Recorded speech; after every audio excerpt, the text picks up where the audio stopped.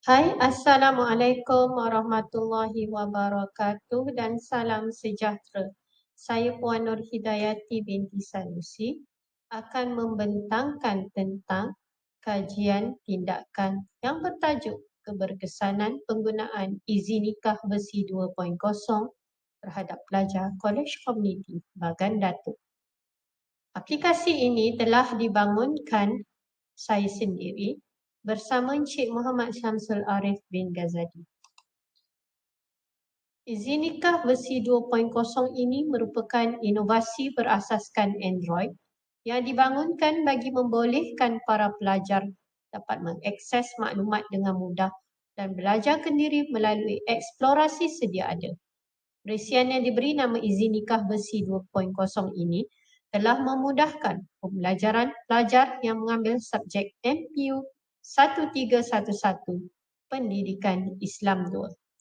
Perisian ini dibangunkan berasaskan model ADI yang mempunyai 5 fasa pembangunan iaitu analisis, reka bentuk, pembangunan, pelaksanaan dan penilaian bersesuaian dengan sasaran.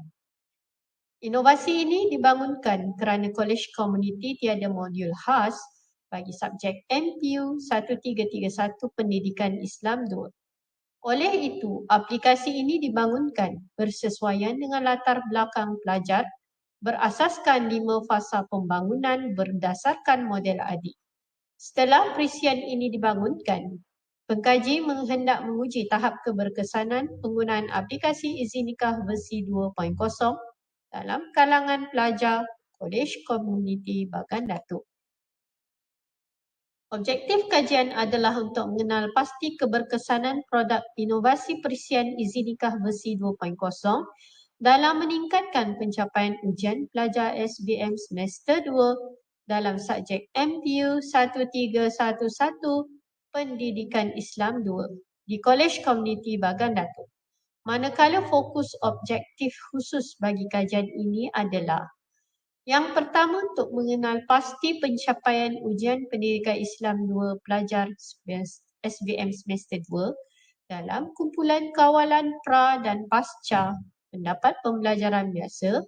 Yang kedua, mengenal pasti pencapaian ujian Pendidikan Islam 2 pelajar SBM semester 2 dalam kumpulan rawatan pra dan pasca mendapat pelaksanaan pembelajaran berasaskan izin nikah versi 2.0.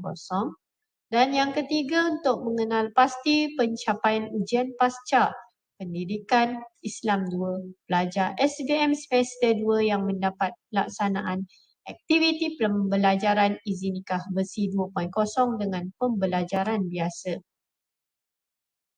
Soalan kajian ini berasaskan kepada objektif kajian. Terdapat 3 soalan kajian iaitu yang pertama, adakah terdapat perbezaan signifikan antara pencapaian ujian Pendidikan Islam 2 pelajar SBM semester 2 dalam kumpulan kawalan sebelum dan selepas mendapat pembelajaran biasa. Yang kedua, adakah terdapat perbezaan signifikan antara pencapaian ujian Pendidikan Islam 2 pelajar SBM semester 2 dalam kumpulan rawatan sebelum dan selepas pendapat pelaksanaan pembelajaran berasaskan izin nikah versi 2.0.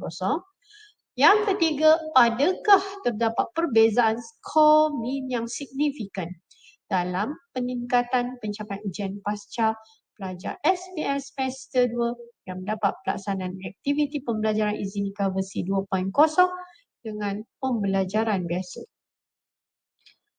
Metodologi kajian ini adalah berasaskan kepada kajian statistik inferensi yang menggunakan kaedah kuasi eksperimen. Kajian ini melibatkan ujian pra dan ujian pasca. Ia bertujuan untuk melihat keberkesanan izin nikah versi 2.0 terhadap pencapaian ujian MPU 1331 Pendidikan Islam 2 pelajar semester 2 sijil penyelenggaraan motosikal berkuasa tinggi di Kolej Komuniti Bagan Datuk. Kajian ini melibatkan 2 buah kelas SBM iaitu SBM 2A dan SBM 2B yang terdiri daripada 42 orang pelajar sebagai sampel kajian. Bagi tujuan pengumpulan data, kajian ini telah dijalankan selama 8 minggu seperti yang ditunjukkan di dalam jadual. Pada minggu pertama, pengkaji hanya menjalankan pemerhatian awal hingga minggu ketiga. Bermula minggu ketiga hingga 6 minggu seterusnya, pengkaji menggunakan perisian izin nikah versi 2.0 terhadap kumpulan rawatan dan ujian pasca. Dapatan kajian tindakan adalah berasaskan menjawab kepada soalan kajian yang pertama, iaitu adakah terdapat perbezaan yang signifikan di antara pencapaian ujian pendidikan Islam 2 pelajar SPM semester 2 dalam kumpulan kawalan sebelum dan selepas mendapat pembelajaran biasa. Berasaskan jadual, dapatan analisis ujian T sampel berpasangan bagi menguji hipotesis nol tersebut ditunjukkan dalam jadual untuk membandingkan skor min ujian pra dengan skor min ujian pasca bagi kumpulan kawalan. Berdasarkan jadual, nilai T ialah negatif 2.491 dan tahap signifikan P ialah 0.021. Tahap signifikan ini adalah lebih kecil daripada 0.05. Justru, terdapat perbezaan yang signifikan antara skor min ujian pra dan ujian pasca kumpulan kawalan. Dapatan kajian tindakan bagi soalan kajian 2, iaitu adakah terdapat perbezaan signifikan antara pencapaian ujian pendidikan Islam 2 pelajar SBM semester 2 dalam kumpulan rawatan sebelum dan selepas mendapat pelaksanaan pembelajaran berasaskan izin nikah versi 2.0. Berdasarkan jadual yang ditunjukkan, pengkaji telah menggunakan analisis ujian T sampel berpasangan untuk membandingkan skor min ujian pasca bagi kumpulan rawatan, iaitu pelajar yang mendapat pelaksanaan aktiviti perisian izin nikah versi 2.0. Nilai T ialah negatif 8.102 dan tahap signifikan P ialah 0.000. Tahap signifikan adalah lebih rendah daripada 0.05. Justru pengkaji berjaya menolak hipotesis nol dalam kajian ini. Manakala untuk soalan kajian ketiga, iaitu adakah terdapat perbezaan skor min yang signifikan peningkatan pencapaian ujian pasca pelajar SBM semester 2 yang mendapat pelaksanaan aktiviti pembelajaran izin nikah versi 2.0 dengan pembelajaran biasa. Berdasarkan jadual yang ditunjukkan, pengkaji telah menggunakan analisis ujian T sampel berpasangan untuk membandingkan skor min ujian pasca bagi kumpulan kawalan dan kumpulan rawatan. Nilai T ialah 5.034 dan tahap signifikan T ialah 0.000. Tahap signifikan adalah lebih kecil daripada 0.05.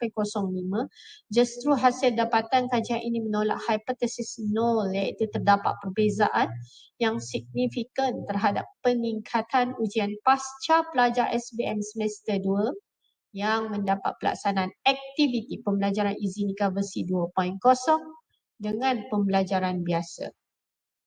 Jadi kesimpulannya, keseluruhan dapatan kajian ini melibatkan skor dalam ujian pra dan ujian pasca yang diperoleh melalui ujian MPU 1331 Pendidikan Islam 2. Faktor lain seperti jantina, umur, agama, etnik, tempat tinggal, tahap pendidikan ibu bapa dan status sosioekonomi kita tak ambil kira. Ya, dan pengkaji merumuskan di mana dapatan kajian yang pertama, tahap sedia ada pada kecerdasan yang sama. Ya.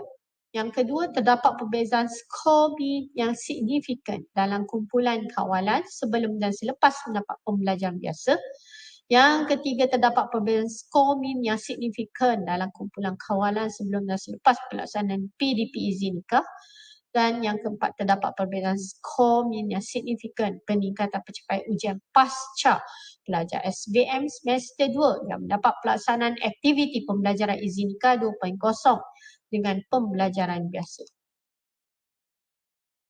Berdasarkan hasil ujian T menunjukkan bahawa penggunaan inovasi izin nikah versi 2.0 semasa proses pengajaran dan pembelajaran dapat meningkatkan pencapaian ujian pelajar semester 2 bagi mata pelajaran MPU 1331 Pendidikan Islam 2 dan penggunaan izin nikah versi 2.0 ini boleh digunakan sebagai salah satu kaedah alternatif bagi meningkatkan kefahaman pelajar tentang subjek MPU 1331 Pendidikan Islam 2. Walau bagaimanapun, ya, kami mencadangkan supaya kajian lanjutan dijalankan kepada beberapa buah kolej untuk pembuktian keberkesanan inovasi izin nikah versi 2.0 ini. Itu sahaja daripada kami. Terima kasih.